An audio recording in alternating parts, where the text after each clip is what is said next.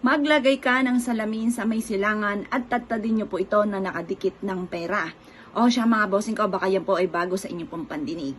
Dapat po mga bossing ko, kung kayo po ay napakilap ng swerte, or meron po kayong negosyo, or nais nyo na manalo kayo ng limpak-limpak na salapi, or kaya po hindi po kayo laging nagigipit at nais po ninyo na mas maging masagana ang pamumuhay, ito todo-todo ko na mga bossing ko, i-share ko po sa inyo mga bossing ko at gawin nyo na po ito agad-agad mga bossing. Proven po ito dahil ito po ay nangyari sa akin at marami na ako nabigyan ng gantong payo at maganda po naging resulta.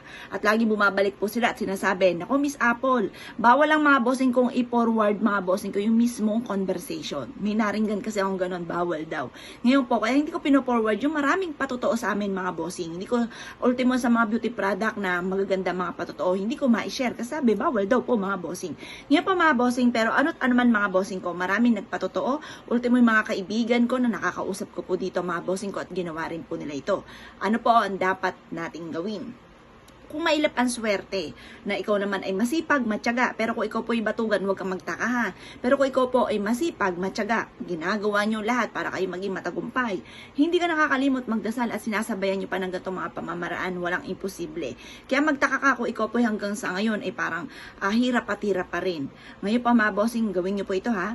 Kumuha ka ng malaki-laking salamin mga bossing. Yung salamin ninyo, dapat po yan mga bossing ko ay dikitan nyo ng maraming pera. Yan pa mga bossing ko, yung mga play money, or kaya po yung mga may sira na pera na hindi nyo nagagastusin, or kaya inabot ka na, hindi ka na mga bossing ko, meron akong kakilalang ganyan.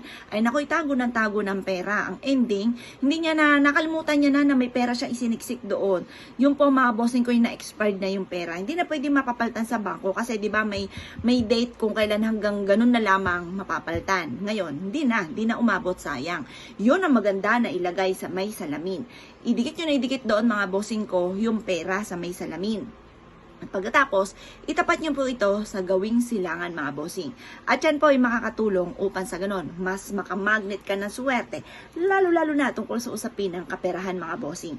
Ganon din po mga bossing ko, maglagay ka ng maraming pagkain sa hapagkainan ninyo para laging masagana ang inyong pong pamumuhay.